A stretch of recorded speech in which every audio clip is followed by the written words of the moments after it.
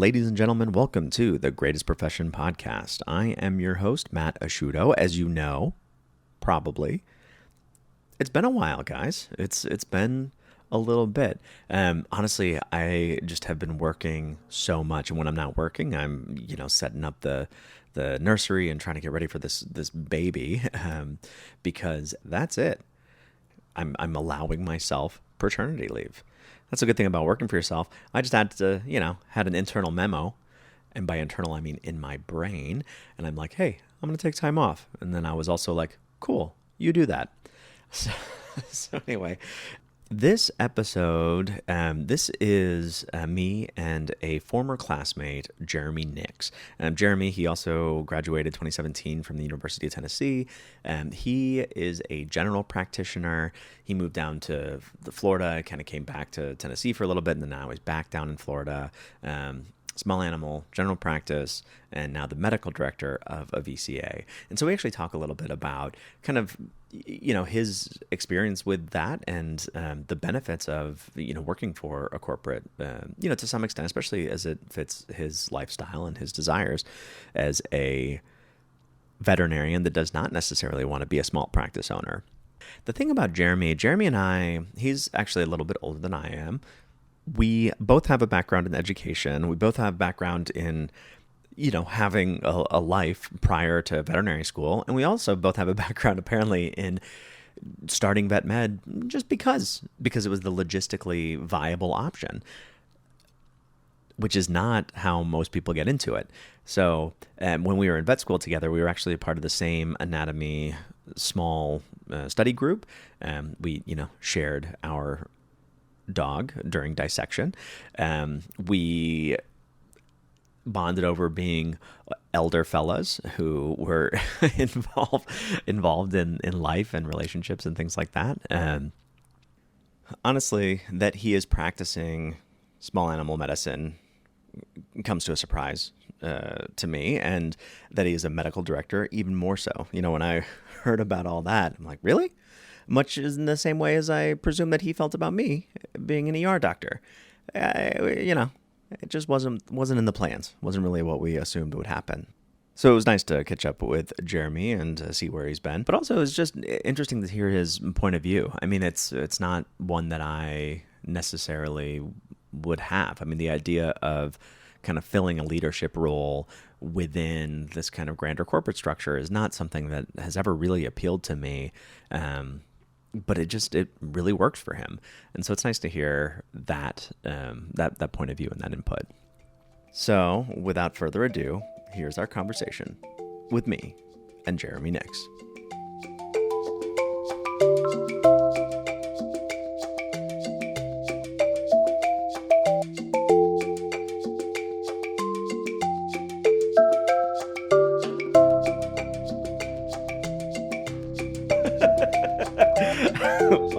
Well, we'll see what happens. That's fine. Honestly, there's plenty of these episodes too where like the dog is barking because UPS likes to deliver at all hours, and right. Callie thinks that it's like a personal affront to the household to have a package delivered, which I don't know. Maybe it is. Yeah, I don't want to be reminded of my bad purchasing decisions that I made two to 3 days ago. That's what it is. She's like, why did you buy this? Yeah, that's exactly what it is. Yeah, when I'm on overnight shifts, like my decision-making skills for things like that they just go out the window.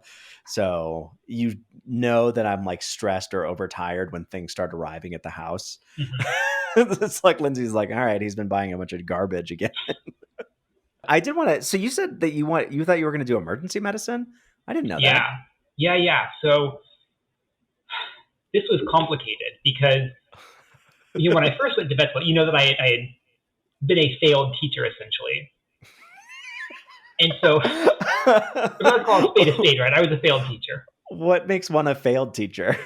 Well, from the time that I graduated, I had spent 3 years unable to find a job.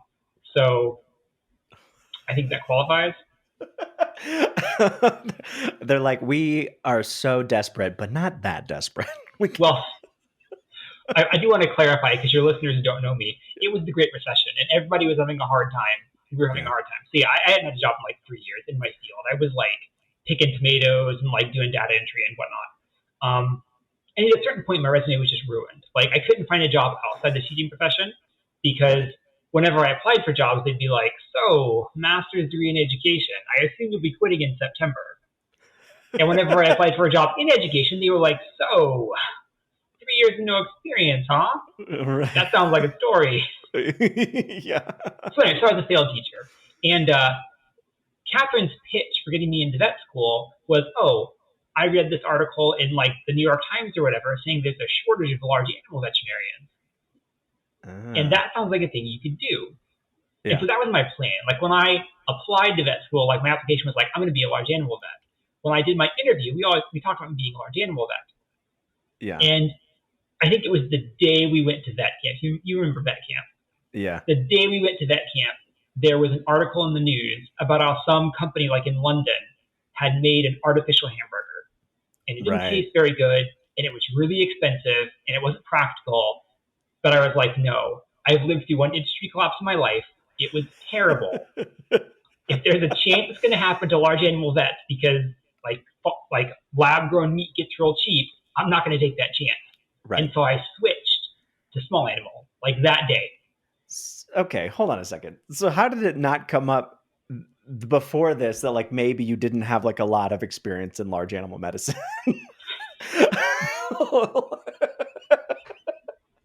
It didn't come up.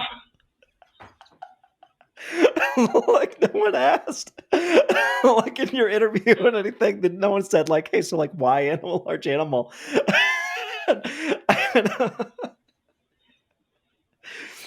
No, they were just like, "Why do you want to be a large animal vet?" And I said, "Cows are fun." And They're everyone's like, like, "That's a good answer." that is a good answer. Yeah. That sounds like you were interviewed by small animal veterinarians who are just like, yeah, that's all I know about cows too. You know what? I won't name names, but I was interviewed by one pathologist and one radiologist. Oh yeah. So, sure. And I was so clueless to large animal vets at the time. I didn't realize that people being large animal vets had like hundreds of hours of experience with cows and horses. Like I didn't Right. know. I thought everyone was like me, where they just came off the street and they were like, "Yeah, large animal vet, sure." Yeah.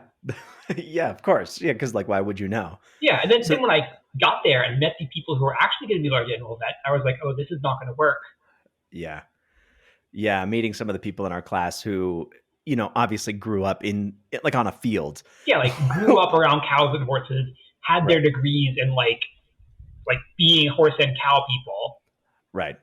Yeah. And then that like obviously we're gonna keep doing it. Whereas you're just like, I don't know, I need a job, so let's do this very Like, difficult thing. I need a job. Cows sound fine. Yeah, Did you get any like experience in vet hospitals before vet school? Or were you like me? I was kind of like you. Um, I did so. I shadowed my mom's vet for about 500 hours, Oh, okay. and they had a small animal practice, but they also had a farm truck, and so I Okay. probably had like 100 hours on farms between like cows and horses and goats and whatever else. Oh. All right. So you were like you had been, kind of been around these animals Yeah, yeah. by the time I you knew what they looked like, but that was about it. The extent of your experience was not that like children's toy where you pull it and it goes like moo Yeah, or whatever. I I knew at the time that cows were fun and horses were serious, and that was about all I knew. Okay. Wow. All right. So then you got, I mean, you made it through the gauntlet somehow, being like, cows are cool. That's all I need to know. Yeah. And then you got into vet school, obviously. And then at camp, you sort of, what a time to switch over. And then did you immediately say, like, yeah, ER, obviously, because that seems like there's going to be a lot of jobs? Or like, No, I was kind of like adrift because like I didn't know what I yeah. was going to do because Yeah. I didn't even know what there was in vet medicine. Like Right. I knew the vet that my mom went to who like did dogs and cats and a little bit of horses and cows. I didn't really know what Right. else there was, and so like a week or two into vet school, they had like I guess kind of like a quasi job fair where like all the different like specialists in the hospital put up tables and like you as a first year student go around and talk to them. And I'm sure Oh. like for every other person in our class, that was like a stupid waste of time. But I was like taking notes. I was like, so what do we do? Like, what do you? And I went and talked to all of them, and the ER like really caught me. That sounded exciting. Yeah. And so when they started letting like the first and second year students do like I don't even know what they called them, like shifts in the ER, not real shifts, just where you gotta like go in and like make sure the fluid pumps are still running, right? Right. So I did a lot of those and it was fun and I liked it. Yeah. But then once I got in clinics and I had to like be a week on nights and a week on days, and then like I realized that was not going to work for me because Yeah. I don't sleep well. Like I don't sleep well when I have a regular sleep schedule. I'm kind of an insomniac, and like that sort of off schedule sleep pattern, like I just couldn't do it. Yeah. God, so you went through a lot of, I didn't know any of that because I just assumed that the entire time, much like me, you were like, yeah, well, we're not going to do clinical medicine. Like, we'll just go into academia and like, we'll just teach as if that was an easy transition, you know? Well, I will tell you my plan after ER was to go into academia. Okay. And I was going to do an internship. And I'll tell you the day I decided not to do an internship. I was walking down the hall with one of the residents, and she had a limp. And I was like, oh, like, what's wrong with your leg? And she told me what was wrong with her leg, and she said she needed an operation. And I was like, oh, well, how long have you had this wrong with your leg? And I don't know how long. It was a long time. I was like, when are you getting the operation? She was like, after I graduate. And I was like, you've got like a year left. And she's like, yeah, I can't have time off. And I was like, you can't take time off to get an operation on your foot so you won't limp anymore? And she's like, I mean, technically I can, but it's just not going to work out. And I was like, okay, I need to reevaluate my life again.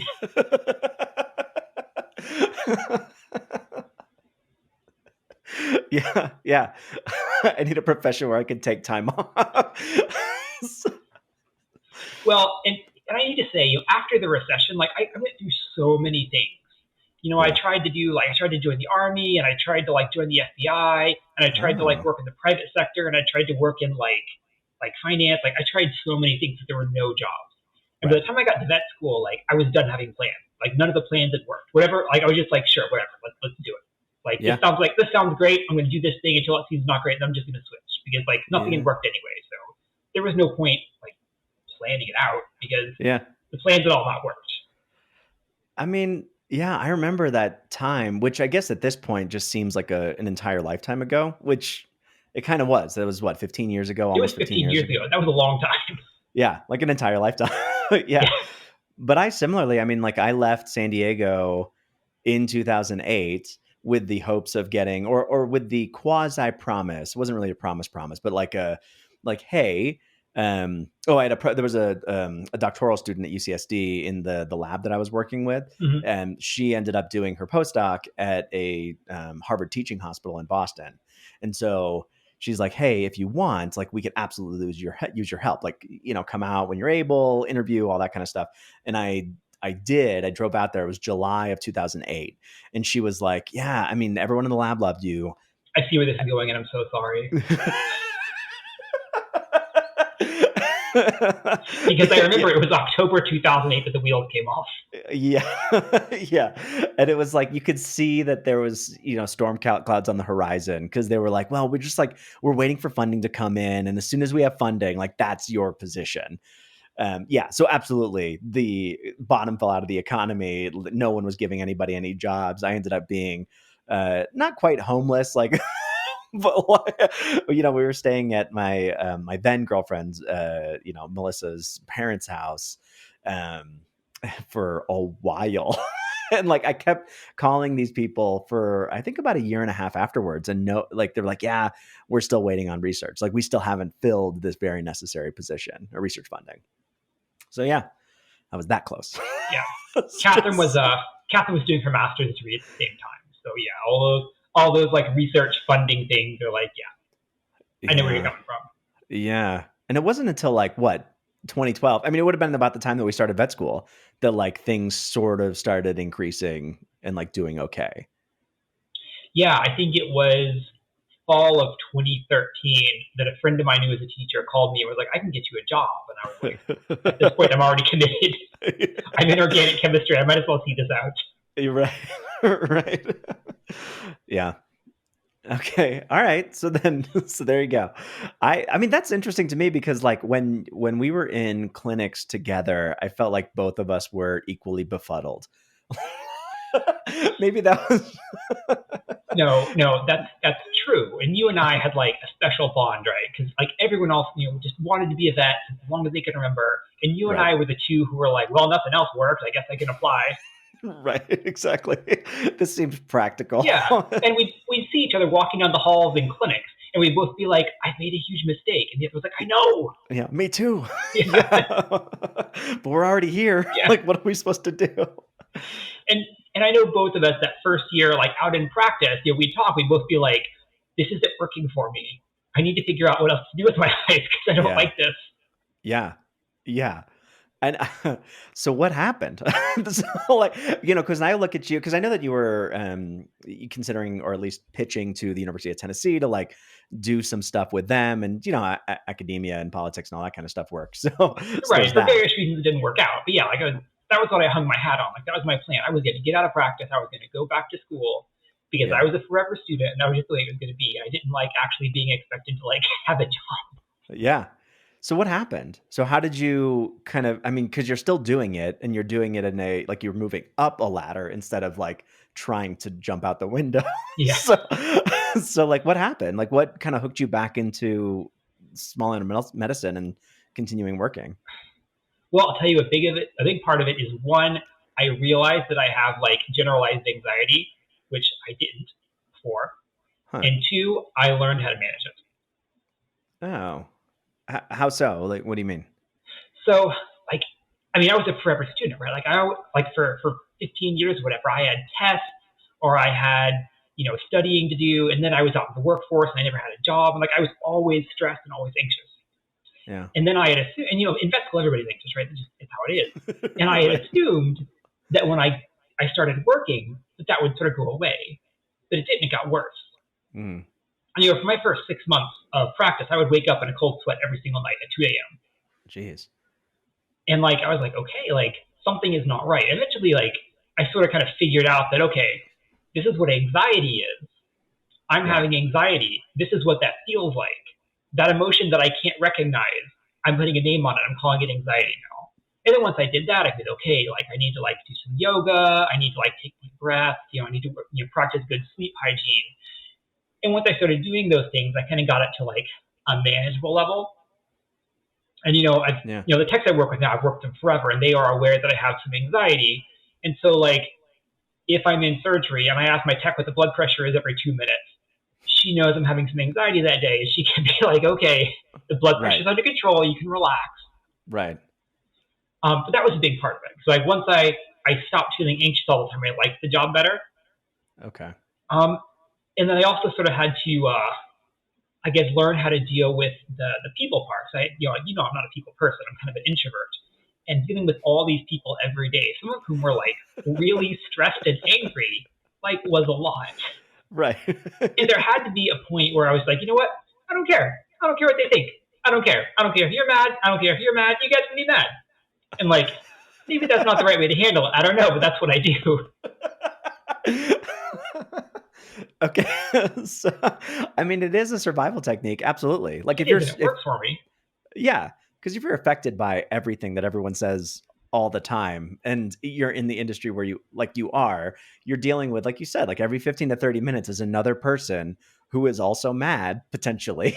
Right? Well, they're all emotional, right? And Yeah. sometimes emotional people are mad. Sometimes they're not, but sometimes they are. Right. Right. Yeah. Yeah, that seems, I mean, like at some point you are either then overrun by that, or you come up with strategy to help you kind of get control of it. Yeah, apathy. Whatever that is. Aggressive apathy is maybe one of the ways to do it. Well, I mean, when I worked in that clinic in Tennessee for a year, like I told them, like just give me all your bad clients. I don't care, because they yell at me. I don't care. And whenever like somebody came into the front desk, like they come and get me because I didn't care. They can yell at me, whatever.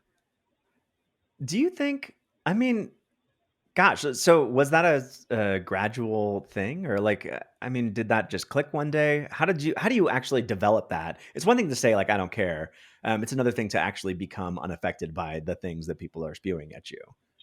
Well, I mean, I think some of it has to do with my personality because, like I said, I'm not like really checked into other people's emotions that much.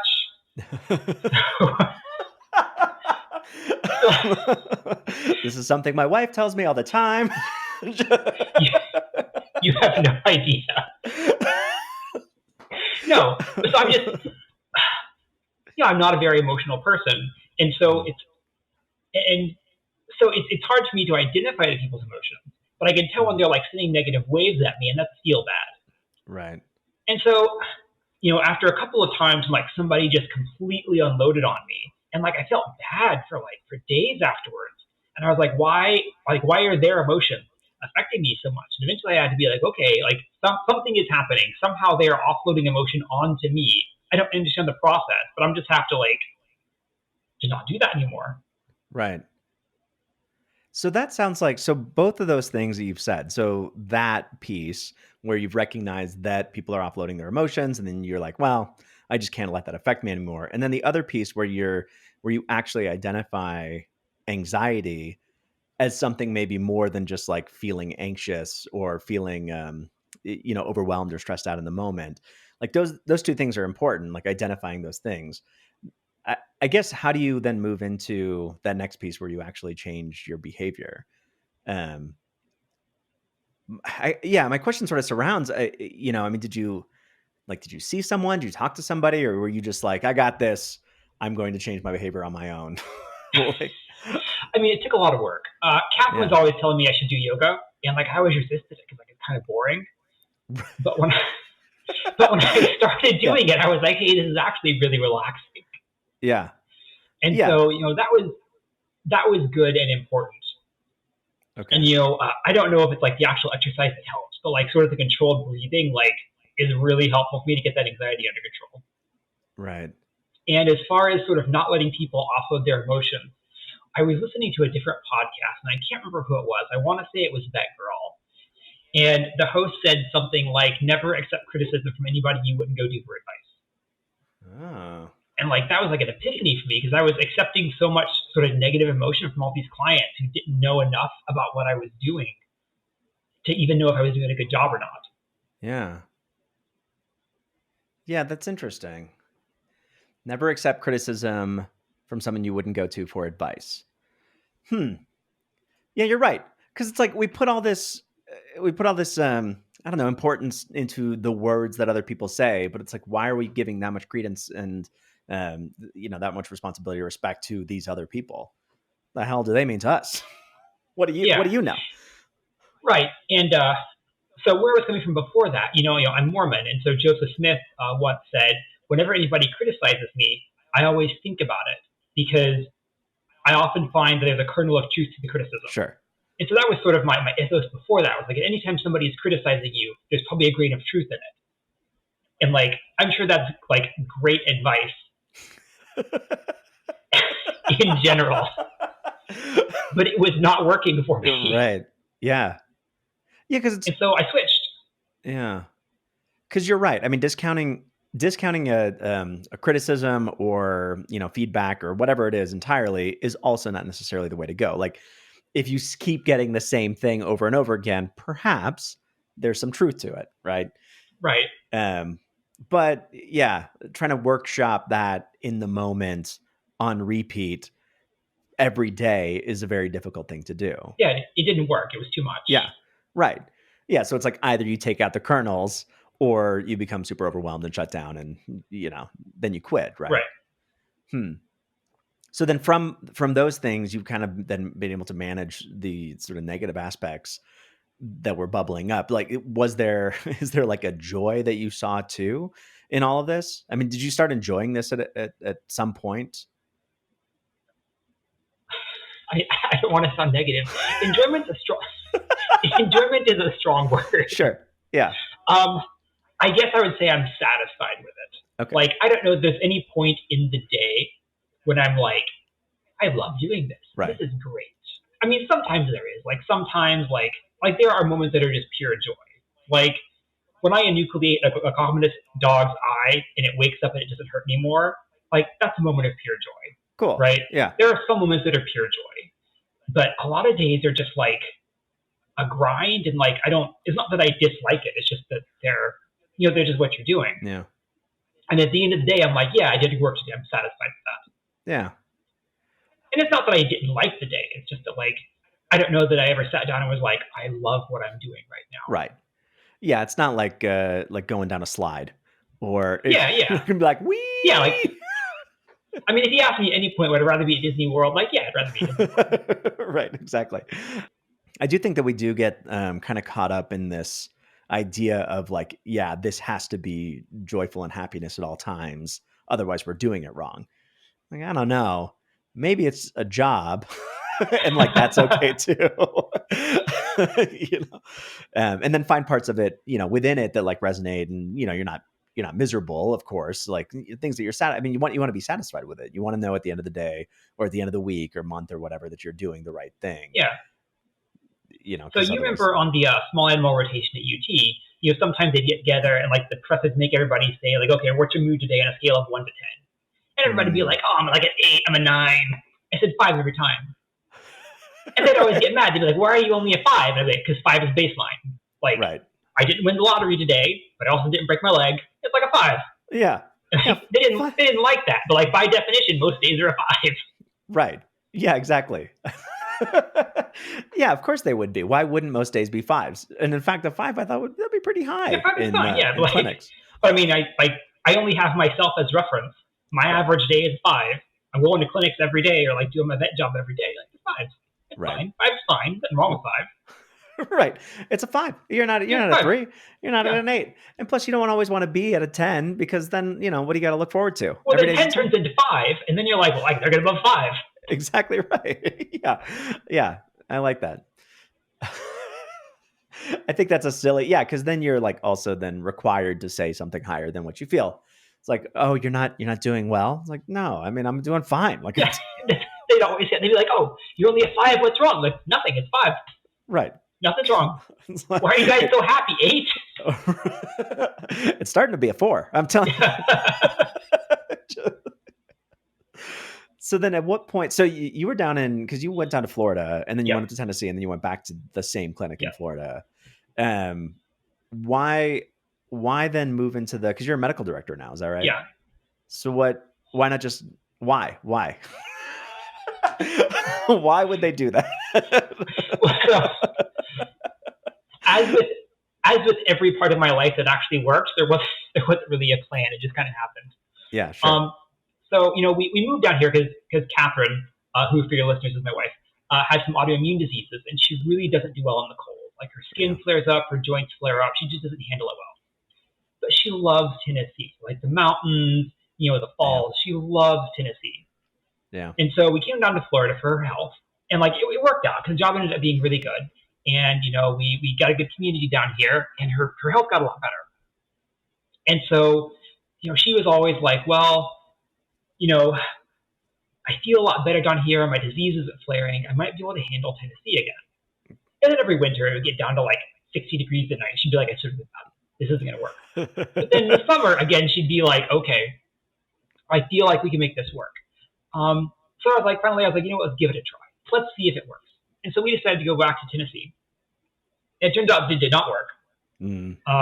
Because as soon as we got up there and it started to get cold, she flared again. So that it was not really working. And I was texting my office manager down here, who I still kept in contact with, and I was mentioning to her that Catherine's disease was not doing great, and so we might at some point have to come back down to Florida. And I was like, I don't know, maybe we work there, maybe we don't. And she was like, well, I happen to be talking to our medical director, and he is looking for somebody to take his place, and he'd be okay if it was you. Oh. And so I was like, oh, well, let me talk to Catherine, but I think I would also be okay if it was me. Oh, yeah. Really? Were you already thinking about potentially medical directorship and all that, or? I had thought about it because, I work for VCA, and like there was always an issue of like, okay, what's your career plan in VCA? Like, Right. I didn't want to be a practice owner because being a practice owner has all these headaches I didn't really want.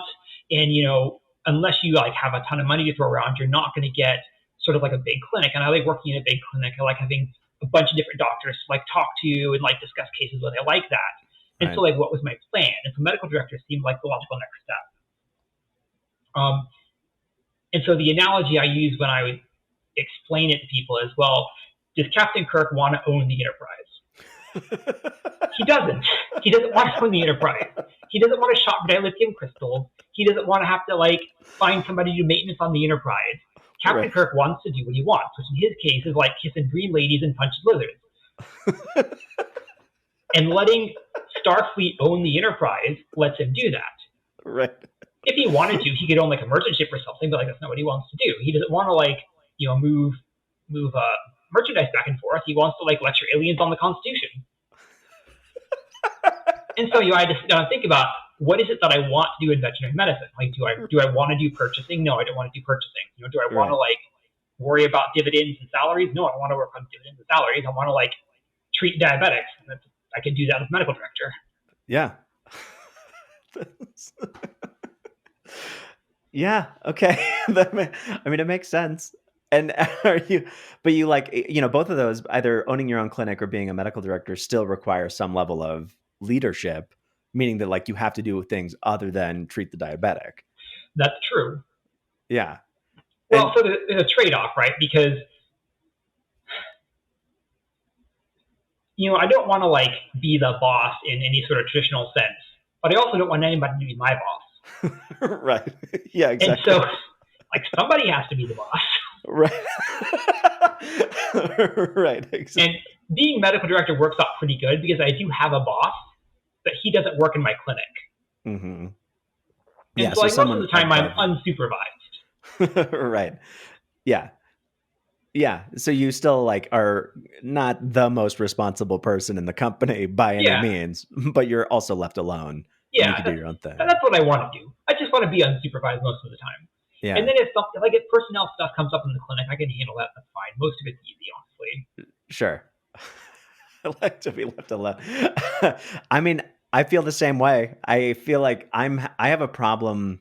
I've considered having a job, and there's like a couple of jobs that are kind of in the ether right now where I'm like, maybe I would take that. But by and large, it's just so nice not to have a boss. It's like, of all the bad jobs I've had in my life, like 90% of them were bad jobs because the boss was bad. Like very few of them were just bad jobs because of the nature of the work. Right. Yeah, that's true.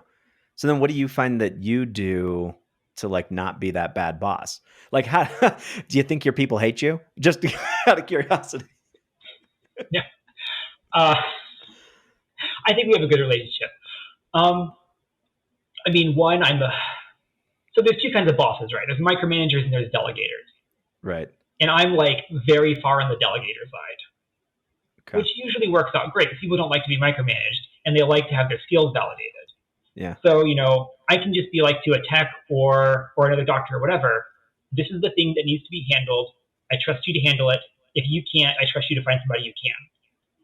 And like, people like that. Yeah. That's the boss that I would want. Yeah. I think that looking back, the jobs that I have loved the most are the ones where I've been allowed my own autonomy. And it's just like, here's a project, like go to town, check in with me so we make sure that you're like going on the right path. Yeah. Yeah, that's the word. It's autonomy. People want autonomy. And if you give them that, they're usually pretty happy. Yeah. And the other thing is like, my tech management team knows that like they know that I know that I mess up sometimes and they are encouraged to like call me out if I make a mistake. I definitely have had like some of my managers come to me and be like, hey, like this person is part of the management team and you're kind of cutting them out. And so then, I feel like I can examine that and be like, okay, yeah, I definitely did that. And I can go to that person and be like, hey, they told me I did this thing and it is definitely a thing that I did. And I apologize for the thing. I will try to not do the thing again. And if I do the thing again, please tell me. And like people are usually pretty satisfied with that. Yeah, I can imagine that. Yeah, because that's more of like a, hey, we're in this together type of thing. Yeah. And I'm, not infallible. And, it allows for openness too, because if you are in this sort of tyrannical role, even if you're making mistakes, I mean, it allows for like worse medicine, of course, worse culture and all that stuff too. Right. But yeah, and that doesn't allow you to grow. So what are you going to do? Remain a stagnant tyrant? Right. Yeah. Right. Which like, probably feels good, I guess, but Right. Exactly. it's not going to help anybody. Right. Yeah. So then when it comes to like, I guess my thought about, so one of the potential jobs sort of in the ether for me would be sort of like a medical director type role. And one of the things that's appealing is the opportunity to, encourage learning in a staff or to teach a staff or, kind of basically foster the skills of people who are working with me, as other doctors and technicians and Mm-hmm. whatever. Do you find that is like a big part of your role? Or I guess I don't really know how it works within a larger corporate structure like you're in. It's not directly part of my role because the office managers, like technically, I'm only the boss of the doctors, and the office manager is the boss of the techs. And Oh, like in practice, like I do a lot of managing of techs, and the office manager does a lot of managing of doctors as well. So there's a lot of overlap. right. But technically, the office manager is in charge of like tech's education, and we haven't done anything yet because they've only been here for a couple of months. But we are talking about like doing like trainings for the techs, and I'd love to get the tech CE, but it's complicated because VCA wants everyone to be like a registered tech, right? Like a certified tech. And Right. so their program is okay. Well, we'll pay your tuition to be a certified tech, and so there's not really a lot of middle ground. Like Right. they're not going to give you any CE money unless you're a certified tech because they want to give you the money to become a certified tech, and not everybody wants to be a certified tech. So a lot of the training we do is just kind of informal in-house stuff, which I'm very on board with. It means we have to do all the organization ourselves. Hmm. Huh. So then what do you think, I guess what happens in the future? Like, what do you think is sort of the next step for you? So this is not going to surprise you because you and I have talked about this a lot. But a thing that I'm really passionate about is education. And Yeah. looking at the vet field, like where the education is lacking is the transition from vet school to practice for first year doctors. Yeah. Because like we've got the professors in school, we've got the clinics, and like that's great. And then everyone is like, oh, what am I looking for in practice? I'm looking for mentorship. And Right. it's kind of a crapshoot. Like some of us find really good mentorship, and I know like a lot of people don't, and they spend 6 months or a year in a job that like isn't really provided the mentorship, and they just go to a different job and they kind of bounce around until they find the mentorship they need. Right. So what I'm trying to do to this practice as we go forward is like make this a place where like we get externs from schools, make it a place where first year doctors come and spend a year or two, and then maybe they go somewhere else. But that's what I want it to be. I want my practice to be the stepping stone between the clinical year and being a functional second or third or fourth year out doctor. Right. Logistically, I mean, like, or functionally, what does that look like? So I think the first step is recruiting externs. So like we need Yeah. to go to like I know LMU like just needs desperate amounts of externship placements because they all their stuff is on externship, capacity. They don't have a hospital really. Right. Any of those distributive model schools, Yeah. you'd assume. Yeah. So the first step is going to them and like saying please send externs to us. And we've already taken the first steps in that, but we haven't really got on yet just because of where the semester is falling. Right. But the first step is get our name out there as a place that externs can go, and it's really welcoming for externs. And like we have doctors who are willing to mentor, and then once we have some externs, they can either hopefully come to us as first year doctors or tell their friends, oh, you want mentorship. Well, Dr. Nix is like really into that, and I would spend a couple weeks in his practice, and I liked it. Yeah. And I feel when our name gets out there, we can start getting some first year vets in. And what I ideally like to do is have one or two first year vets working for us at any given time, and maybe a lot of them quit after the first year, and that's fine. And maybe a couple of them say, hey, I like this place. I want to also stay on and mentor first year vets. And so that is sort of my end game, is to have like a whole sort of group of young vets who are being mentored, as well as slightly older vets who are mentoring the younger vets. Yeah. So, I mean, one of the things, so, this idea of like transitioning between a vet school and the workforce, I mean, that is theoretically what an internship would be, right? Now, whether or not it works, that's entirely internship dependent. But then like the question is like, how would you, when you're thinking about this, like what are the things that would make that somehow different, right? Like then why wouldn't they just stay? Like you said, like if you're paying them well and you're teaching them and you have like a good culture, like it seems like it's like unless you expanded the hospital, you're going to get a couple of people in and then they won't leave for 30 years. Well, first of all, if I could hospital out 10 doctors, like VCA would not care one bit. Like that's true. They'll be fine with it. That is not the problem. And one of the advantages of working for a corporation, and I will admit there are some disadvantages. One of the advantages is like they have all the money they need. They might not be willing to give it to me all the time, which is frustrating. But right. If I'm like, hey, I need another building because I have so many doctors here, we can't see all the patients who want to see us. Like, right. They can make that happen. I just have to talk them into it. Right. That's true. And as far as the internship, like internships are different. Like they're not doing the same thing. They're doing something different. We both know lots of people who did an internship, and an internship is really preparing you for a residency in a lot of cases. It's and I'm sure there's a lot of private practice internships that are different, but like, a lot of our friends did academic internships and they were not being prepared to come out of that internship and then go day one into practice and be a functional doctor. They were being prepared to come out of that internship and be a functional resident on day one. Yeah.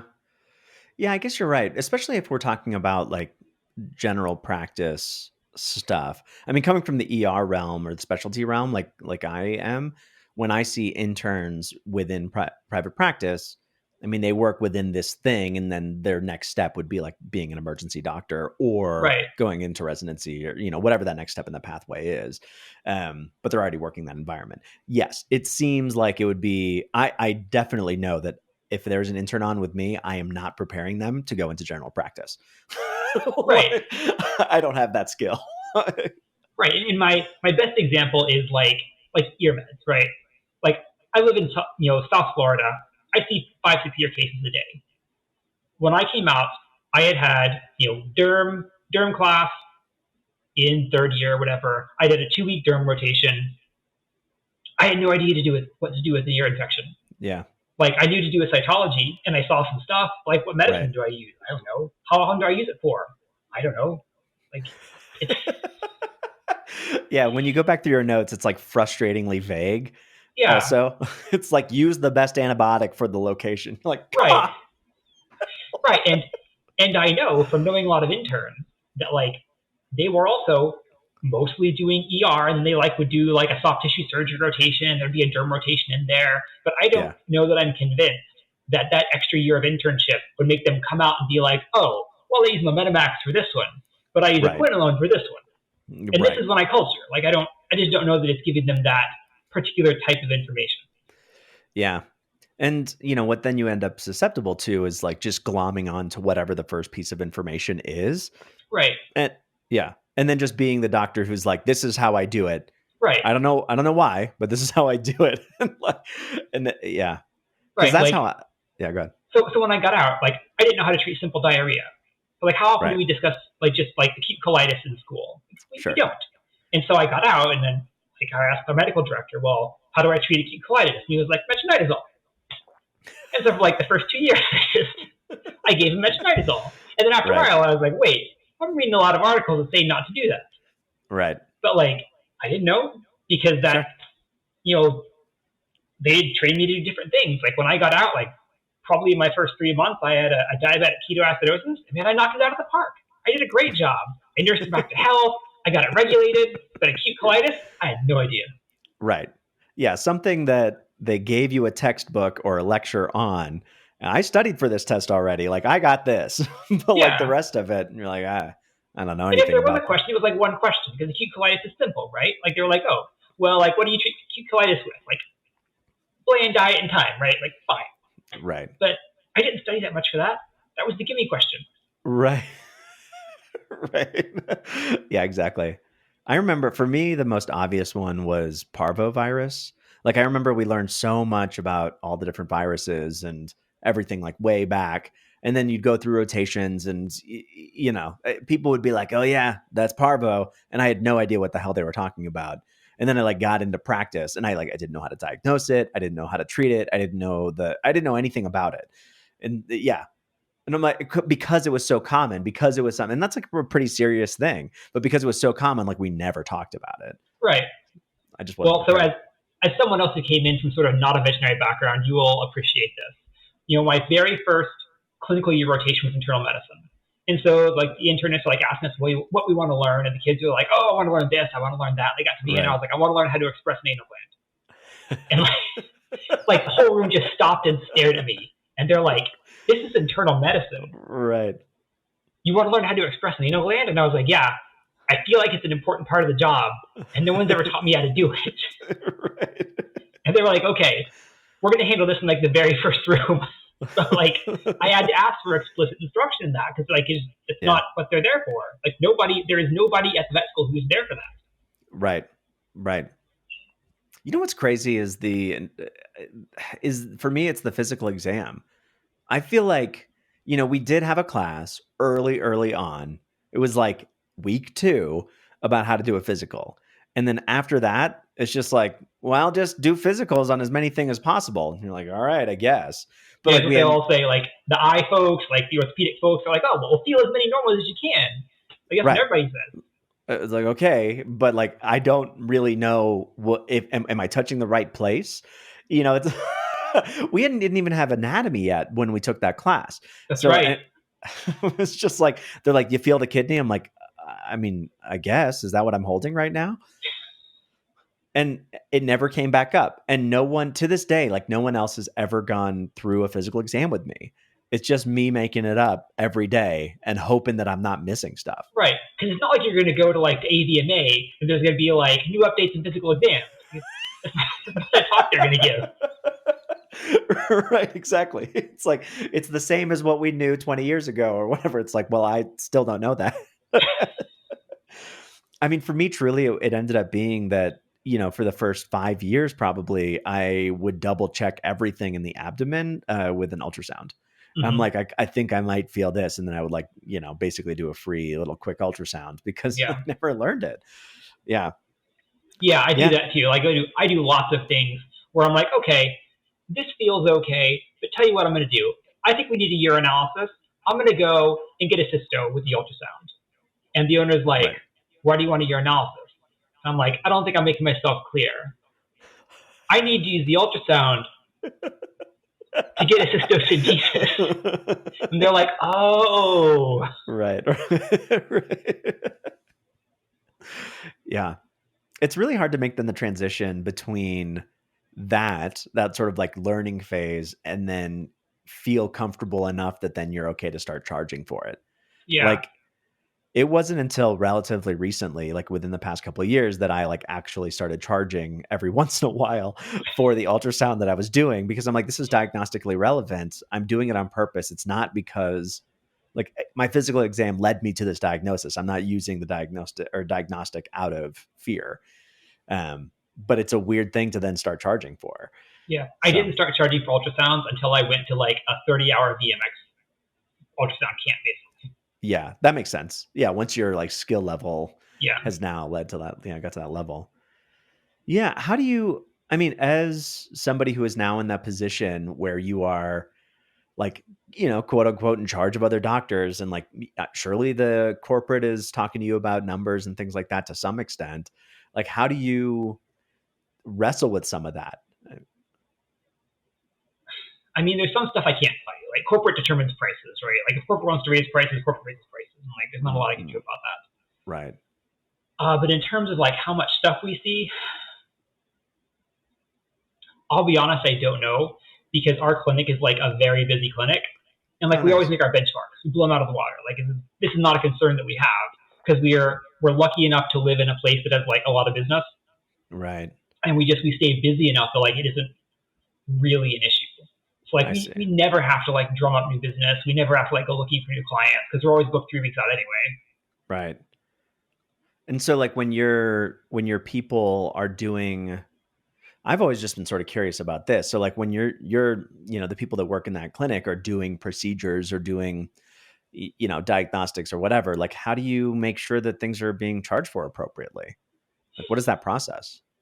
So the tech's in charge of all of the billing, and VCA has this program called Astro, which I don't entirely understand how it works because I don't use it. But but Yeah. basically, it's checking you for charges.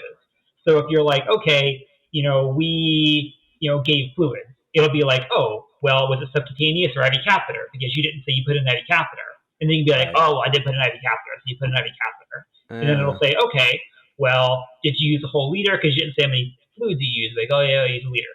So huh. it'll check you for that. And in the past, our financial manager has gone through and sort of audited receipts and made sure that sort of everything was charged correctly. Although I think they've moved away from that just because they're so busy. Right. And I Yeah. don't think I that was a guess. VCA thing either. I think that was just what we did. But Sure. so there are people sort of checking and making sure things get charged correctly. And I check for things that I care about. Like the thing I care about is vaccine serial numbers because sometimes there's recalls and if you don't know the serial numbers. So Yep. whenever I go through, I check and make sure the tech put in the right serial number, and sometimes it is, sometimes it didn't. Right. But lots of people have a thing they care about, and they'll go back and check the thing they care about. And there's enough people who care about a thing that a lot of stuff gets caught. Yeah. Yeah. That's interesting. Because I don't know. I mean, obviously, it's never consistent wherever I am, being somebody who bounces around a bunch. Right. But I definitely know that there are things that 100% do not get caught, especially in hospitals where I'm in charge of putting the charges together. Let me tell you, I'm not going to do it all. Everyone charges for things differently. Like if I put in a hospitalization charge, some hospitals that includes the IV catheter, some hospitals it doesn't. I don't know. Don't blame me. But I'm always sort of curious because it's the estimates that we give or the kind of treatments that we say hey, we're going to do this. Do you agree to this plan? And then people say yes. What usually happens is on the back end, people just, in the hospital forget to put things on the bill. Yeah. So it's we already got, we already told everyone what we were going to charge them, what they were going to end up paying. And then they got away, and then they left the hospital paying less. Yeah. To me, that's these weird places where I don't know. I just think about it a lot, especially as prices are going up, as people are talking about getting paid more. That's one of the places where I just see there's such a lack or a problem right now is capturing the charges that we incur. Yeah. So I'll tell you when Kath and I did IVF a couple of years ago, we were talking to the reproductive doctor, or whatever they're called in human medicine, and Catherine asked what the out-of-pocket charge would be, and he said $15,000. Wow. And so we left, and we were talking about the price, and I just offhand mentioned it costing $30,000. And she was like, no, 15. And I was like, no, 30. And she's like, I specifically asked the doctor, and he said 15. And I was like, right, sorry. I doubled it in my head because the doctor said it. And it cost almost exactly $30,000 because doctors don't know how much stuff costs. That's amazing. Yeah, I have no idea. I go in and I'm just I think that it's this amount. This is someone else is going to have to tell you for sure. Huh. That's fun. God, what? It's quite the difference. So are you, another thing that I'm curious about. So you said that you're in a really busy area. Do you feel staffing wise, you're doing okay too? We're doing okay. This is something that does annoy me about corporate practice. And when I worked for MVP, they were very similar about it. So I think this is all corporate practices, but they keep a really tight handle on how much you're spending on payroll. Mm-hmm. I think in our practice it's 16% of revenue or something. But wow, 16? I don't quote me on that, but I think it's 60% of revenue. Okay. So if we get above that, they make us start sending staff home. And I keep trying to tell people, I can see an arbitrarily large number of rooms if I have enough techs. If you give me 10 techs, I can see all the rooms. Right. And so it doesn't make any sense to send staff home. Just let me see more rooms. Right. But yeah, so we do sort of have to keep a handle on how much staff we have. And I feel like it's a pretty good mix. I very, very rarely am okay, if I had 2 more techs, I can get a lot more stuff done because we're running behind. Yeah. But it does happen sometimes when we got a rack, we got 5 charts in the rack, And like Yeah. every tech is in a room, and I'm like, I wish I had somebody else to load these rooms. Sure. But and there's also days like when we're slow and the techs are like cleaning the walls, right? So it's never going to be perfect. But I Right. feel like generally our balance is pretty good. Hmm. Do you have like hiring issues? Do you find that even with doctors, like, do you find that it's difficult to find people? Well, doctors, I mean, for everybody, doctors are a huge pain. Like Okay. that's just the world right now. Techs are not that bad because our hospital kind of prides on being a teaching hospital. So we are willing to hire people with no experience Okay. and then train them. And sometimes Sure. it comes back and bites us in the butt. Like there have been Yeah. times when we hired somebody, a few months later, where we're like, this is not working out. You have to go. Yeah. But usually, like it works out pretty well. And we've hired a lot of people off the street who turned into like great techs. Yeah. Yeah. I can imagine. I mean, because really, what it takes is the willingness to learn. Right. You can. I mean, that's one of the things. Like, well, okay. So when I was teaching dance, one of the thoughts was that you hire on instructors who are like enjoyable and want to teach and kind of just fun to be around. They don't necessarily have to know how to dance. It's like what it is that you're teaching. Like you can teach them that part. It's the other pieces, like the fit, within the company. That's the harder piece to come about. Yeah. Yeah. Well, so this is a true thing about education that I think a lot of people don't know is that people who are great at something are often not the best teachers. Yeah. Because they don't have to think about doing it. Right. Somebody who's like mediocre at it is often a better teacher because they have to think about the process. Sure. Yeah.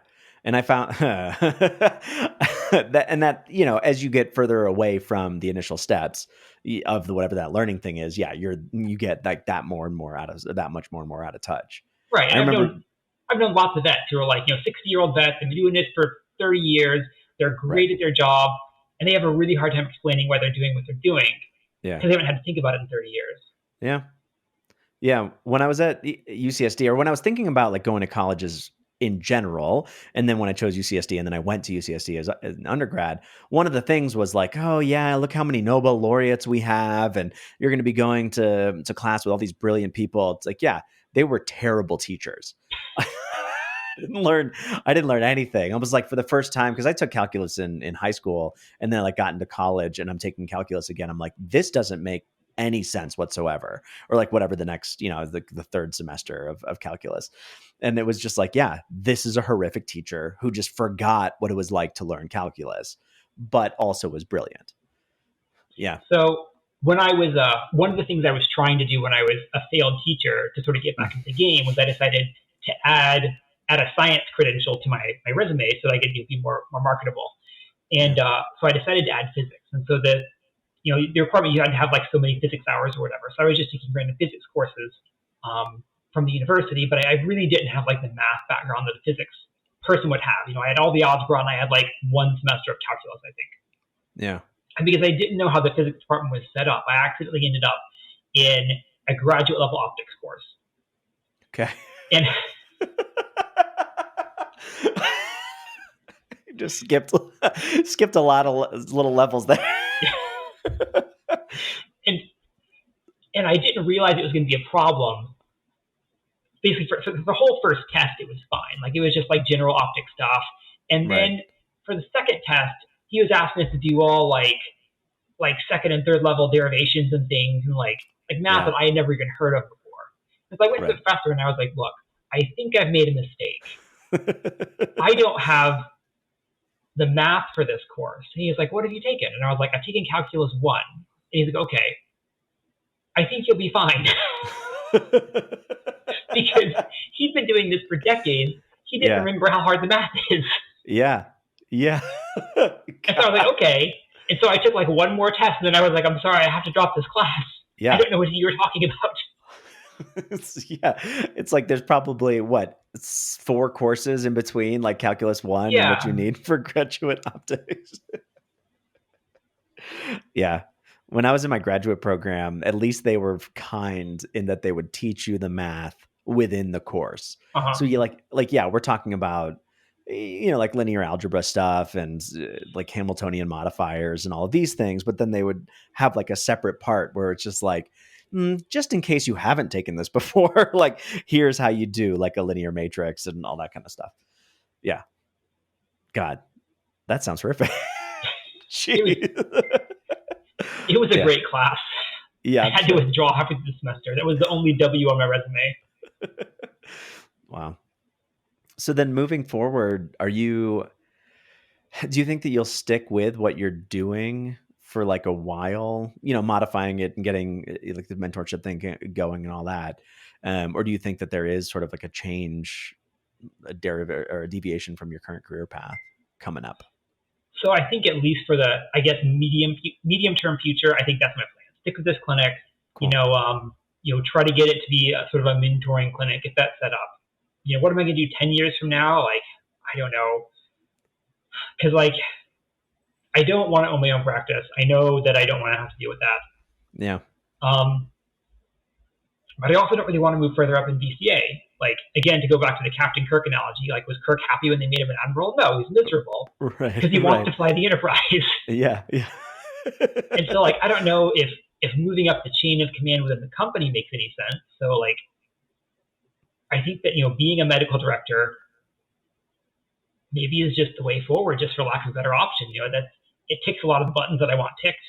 Yeah. Yeah. Until something else comes along, or you just keep doing it. And That's right. We're maybe, just keep doing it. yeah.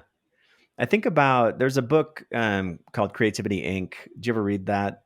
No, I've never read it. It's like so it's the story of Pixar, and the whole idea is, this guy spent his whole life trying to become, or his whole goal was to make the first computer animated movie, and that's it. Mm-hmm. That's all he wanted to do. And so he finally did it, and like the movie comes out and he's like, all right, well, now what? It's like I did the thing. I'm like, I have no idea what to do from here. And so he focused on like, management and how do you run this company. And that ended up being the game that he was trying to play, or the problem Yeah. he was trying to solve. And that ends up being what the book is about. It's a good book. But that I guess like part of it ends up being, and this is maybe what I'm wrestling with too, is like part of it ends up being, you'll figure it out when you get there, right? Yeah. As you do this thing, interest will, show up, and you'll either take a different path, or you'll find that you actually love whatever that next piece of, medical directorship is. Yeah. And then But that it's ends up something being, I worry about. Like, I've reached what might in theory be the pinnacle of my career. And I'm like, I'm 42. I got a lot of time left, I think. right. I got to keep doing this for a while. Yeah, like I planned this to be like when I was 50 or something. Right. Yeah. Yeah. And you like the clinic enough to I like do. I stick like the around clinic. down The there? clinic is That's cool. it's a really good clinic. It's got really good staff. The sort of on-site management, the office managers, and the assistant managers are all really good. Cool. Yeah, that's awesome. That's really nice. I wonder if I'll find that one day. I mean, sometimes you just get lucky. Yeah, no. And I have. I mean, luckily, because when I started doing this, traveling around and working in all these different hospitals, part of it was like I wanted to find the hospital that fit, that I was like, I could definitely see myself working here. And the weird game of it all is, or the trick of it all is that I feel like I've kind of found that. There's like a certain hospital system that I like working at and I find myself going back to. But then I'm like, well, but I'm already at this phase in my career in other ways that I feel like taking a job like, just a ER doctor job would kind of be like a step backwards almost. And it doesn't help that it's across the country. So like, but yeah, I guess who knows? That's awesome. I mean, and I'm sure that it's also nice to be able to kind of be in a, as you're like raising a family and things like that too. It's like, nice to have some steady job that you actually enjoy doing, that like relatively well, that you you are satisfied doing. Yeah. That you can keep coming back to and then still spend time with your family. Yeah, it is nice. Well, I'll tell you, we moved once when the baby was 6 months old, and again when she was 18 months old, and I do not recommend it. Right. It was a really terrible experience. Right. So I'm glad to be able to just like be in a place that I'm comfortable with. Yeah. For several years. Yeah. How do you find that your balance there is? Like, do you feel like you do get enough time with your family?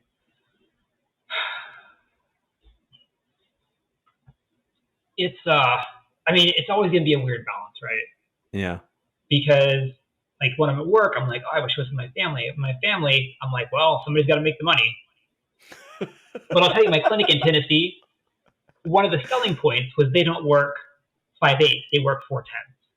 And so I was like, okay, I can I can spend a 3-day weekend with my family every week. That's really great. And it sounds great in theory, but 4/10s is really like 4/11s because you get a lunch hour or whatever. Yeah. And so like that's just your whole day is that job. And so like you get up, you go to work, you come back, you go to bed. And so like, well, I don't have any sort of routine. I don't see my family for 4 days, and then I see them for 3 days, and that's great. But like with a 6-month-old baby, by the end of the week, they're a whole different baby. Yeah. So like, I valued seeing her for 3 days straight less than I valued seeing her for 2 hours every day. Yeah. Huh. Yeah, and that's something that I have to start thinking about also. I do have this worry that like child when I leave is going to be a very different human than child when I come back. Yeah. I mean, that definitely happens. Like there are days like I leave and she's one baby and I come back and she's like developed a whole new skill. She's like doing your taxes now. You're like, come on, when did you learn that? I didn't teach you Excel. Well, it's like one day I left and like she was crawling, and then I came back that afternoon and she was straight up walking. Just walking. Wow. God.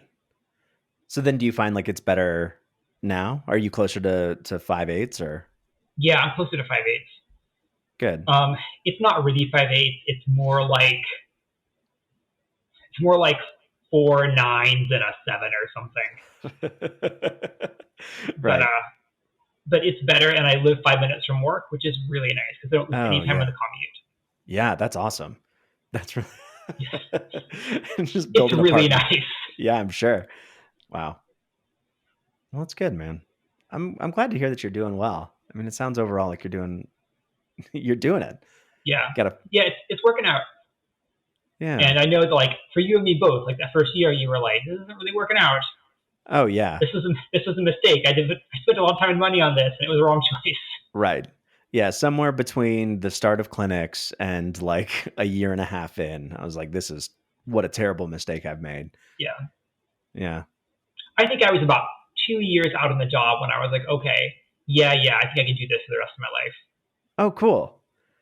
That's actually really good insight. I'm still not sure, but I also don't know like what I'll be doing or who I'll be in 10 years. Right. Yeah. I mean, you do kind of get to a point where you're like, yeah, I've like worked out the kinks. I feel pretty good about this. Yeah. I'm satisfied. It's, it covers the rest of my life and I can kind of figure out this work-life thing. Yeah. There was still definitely like a lot of stuff to learn, but I was like, okay, like this is something I could get under control. I could do it in theory. Yeah. Yeah. It's really cool that I'm glad that you guys are doing well. That's awesome. I'm really happy about that. You and I haven't talked for quite a while, as it turns out. It's weird how like life just passes, right? Like years go by. God. That's such an old person thing to say. Like, oh, it's been 5 years. How has it been 5 years? I know, right? No, it seems like just yesterday we were graduating. Just yesterday we were graduating. We're like, yeah, we'll talk all the time. We'll go visit each other. Right. Yeah. Yeah. That's good. I mean, because I was also worried about, I'm like, man, because when I found out that you got whatever happened with like the anatomy and physiology thing that was going on, I was like, damn, like, I don't know what he's going to do. Meanwhile, I was like, I don't know what the hell I'm going to do either. So, I mean, I will tell you the day I found out that was not going to work was a bad day. Because like I had counted on like not working in practice anymore. Like I remember about a month after I got out in practice, I was talking to Catherine about maybe going back to school. And she was like, you just got out of school. Are you sure that this is what you want to do? And I said, yes, because I see the doctors in practice. I will never be as good at them as what they are doing. I can be a great teacher, or I can be a very mediocre doctor. And so I might as well go be a teacher.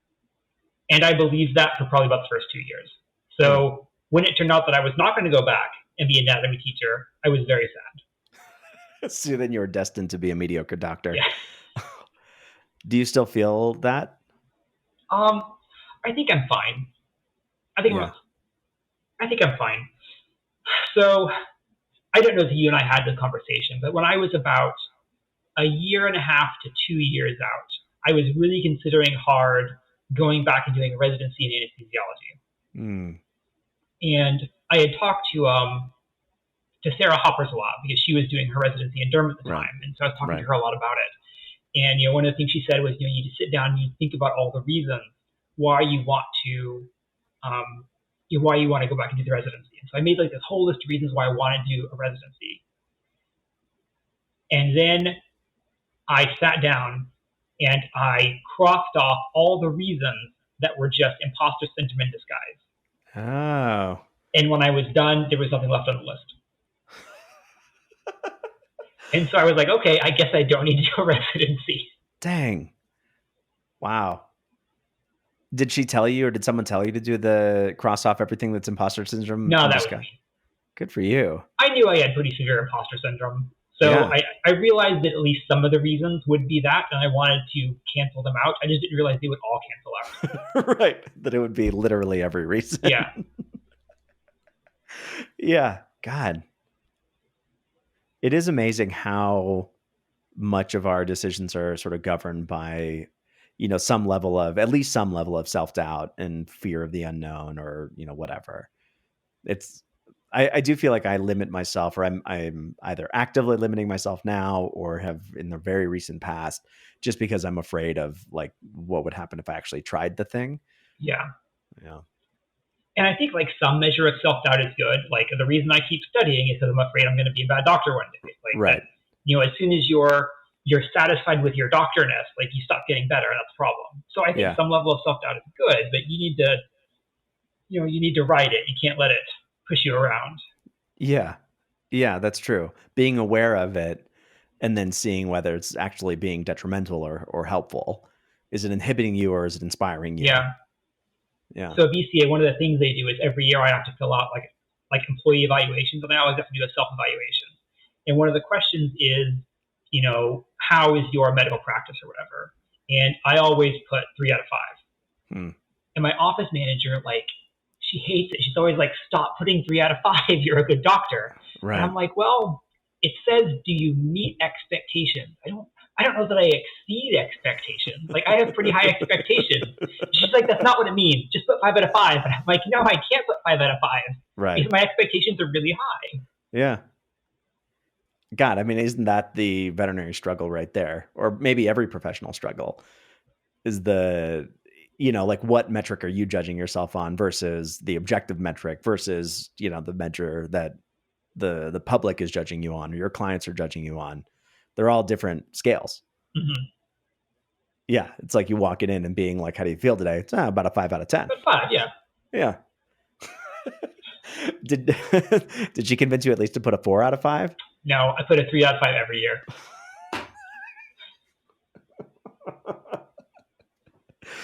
But also think about all of the individuals or all of the, like, I think about if you go into like an oncology class and you get a 70%, that is a C, right? That is effectively, you're like, I know it's not the same percentage as 3 out of 5, but like, I feel like mentally, I feel like that they're about the same, satisfactory in the middle. Yeah. It's fine. It's not killing it, but it's fine. Right. That is a lot to not know. Right. is that 30%. And I wonder if you truly believe that you are not knowing like that much, or it's like you have that deficit. Like if you just reestablish that baseline, like would you increase your rating at least a little bit? You're never going to put 5 out of 5. There's no way. I just want one day for you to put a 4 out of 5. You know what I mean? Well, here's the problem. Here's the problem is that like when I'm in a room with a patient, there's not 60% of anything. I either know what's going wrong with the animal and can fix it, or I can't. Yeah. In a lot of cases, it's binary. It's either a pass or a fail. Right. And like, sometimes I fail. Sometimes we all fail. And so like, can I put 5 out of 5 if I'm failing some of the time? Like, oh yeah. I feel like I can't. No. But why not 4 out of 5? That's where I am. That's where I'm stuck on. Because 3 out of 5 is like meets basic expectations. And 5 out of 5 is exceeds expectations, and 4 out of 5 is like whatever. It's like sometimes exceeds expectations. Like, right. I don't ever exceed my expectation is that I'll do the job and do it right. On a perfect day, I meet that expectation. Yeah. Like I can't do any better than that. I'm not like doing the job right, and also I resurrected a dog. Like, right. Yeah. God, but what a high standard to put yourself. I mean, because again, like, I mean, I feel the same thing. It's one of the great struggles that I feel like I go back and forth on is I expect every day to be able to, help, to be able to do good medicine. And I mean, when I talk about it to myself, I'm more specific than that. But anything below being able to like help all the animals that come in and being able to like solve these medical problems and create appropriate treatment and diagnostic plans, anything below that is poor. Right? Yeah, it's not good. But like, what a high bar to put yourself at. Right. That like you do great the entire time, that like everything you see, you're able to do something about, and that, I mean, that's a hugely high bar. I think there's a lot of good medicine that sits underneath that bar. Well, right. But let me swing that around, right? Like you're the client that comes in. You don't know what I've done the rest of the day. Yeah. If I fail to help your animal, that's all you saw. Yeah. I know.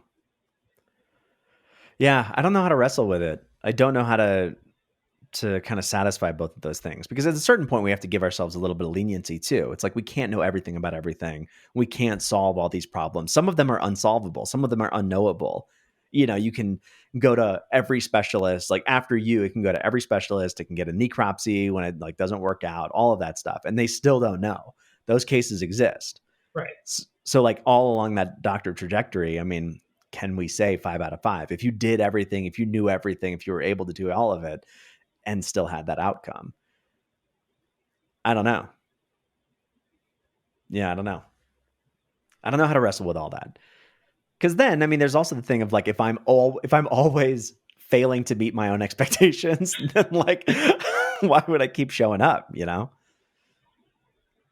But yeah, to your point, it's like when you go to the dentist, you expect them to like, see all of the teeth. Right. To catch the cavities, right? You got to shoot 100%. Yeah, like if he messes up my root canal and he's like, I get 99% of root canals right, that's really very good. Like, yeah, I'm not going to be happy with that answer. Right. Yeah. Man. I don't know. One day, I just want you to put, like, next time you get that survey and right in front of you, it's going to ask you, and you're going to hesitate at least on this 3 out of 5 versus 4 out of 5. Just for a moment. And then I know what I'm going to do. I'll click 4 out of 5.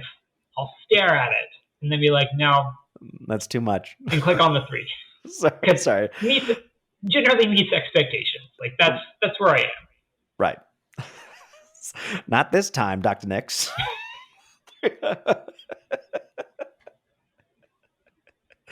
Man. Well, I mean, I appreciate you like being willing to stay up late and talk to me about this nonsense. Yeah, it's been good. We haven't talked in a long time. Yeah, it has been a long time. Well, cool. Thank you again for doing this. It was great talking to you. No, it was fun. I enjoyed it. Yeah, good. All right, we'll talk soon. Hopefully sooner than like 5 years. Yeah, hopefully sooner than 5 years.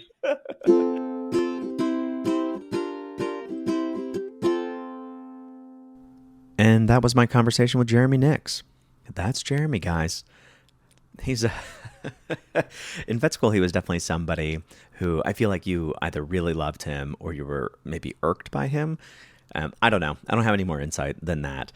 But he's got this sort of dry, sarcastic wit that maybe could potentially rub people the wrong way, I guess. And so on brand for Jeremy to make a Star Trek reference while talking about his career and his position within corporate structure. That's definitely him. But yeah, it's one of these things where if I'm thinking about my own career within the industry, for me, there is this, it's like independence is key. autonomy is key. It's like, I don't want anybody to tell me anything. Uh, and that can cause some strife, and makes it so that it's really difficult for me to have a real, a job that similar to his, right? Like, I really like the idea of medical directorship, but it would have to be a very specific circumstance. So it's a lot easier for me to consider maybe just opening a practice if that's the route that I'm going to go. But yeah, that's not for everybody. I mean, it's actually, Jeremy helped me see that there's a lot of pros also to potentially filling this specific role. It's like you have the power of a large corporation, so you can, and there's a lot of leeway and latitude that you can have within that. And then you can accomplish things that you wouldn't necessarily be able to accomplish otherwise. And there's also stuff in, a structure in place that allows you to walk away. I mean, you don't have to be everything for that practice. You fill your role, then you go home and you have a home life, which is, really, there's something to that. And there's something appealing to that. So it was nice to hear that a point of view with Jeremy. I also didn't realize, I oftentimes feel alone in this thing of, hey, I wasn't necessarily planning on doing this forever. I feel like so many people wanted to do it their entire lives, or, at least long enough that it was like that dream of theirs, that it's kind of reassuring sometimes that other people also fell into it sideways, and, are doing well within it. I think that for me, I think I actually benefit from not having that as my experience, not having that dream that I held on to forever. It allows me to find pieces of this industry that I actually really enjoy and fit with my personality without having some preconceived notion of how it's going to go. And I think probably it's similar for Jeremy. I think a positive lesson that we can take from both Jeremy and my story is that this is something that it's not that we were planning to do for our entire lives. We didn't do everything right and take every single correct step to get us to the ultimate final resting place of our dreams that was vet school. Instead, we had a meandering life that was wrought with failures and periods of, not being employed and maybe not the best grades and all of that kind of stuff. And we found our way into this profession anyway. And it's just a testament for that's how life goes. Life is not something that is, you have to go on this very specific path in order to get to this very specific destination. Yeah, it helps to have that kind of determination. If that's all you want to do and that's everything, then that's one thing. That's how you want to live your life, do it. But to say, you know what, I give up on this because I've already messed it up is not realistic. There were whole quarters where I had to drop or withdraw out of these classes. And so, if you look at that at the time, you're like, gosh, this is going to be detrimental for my abilities to get into a professional school.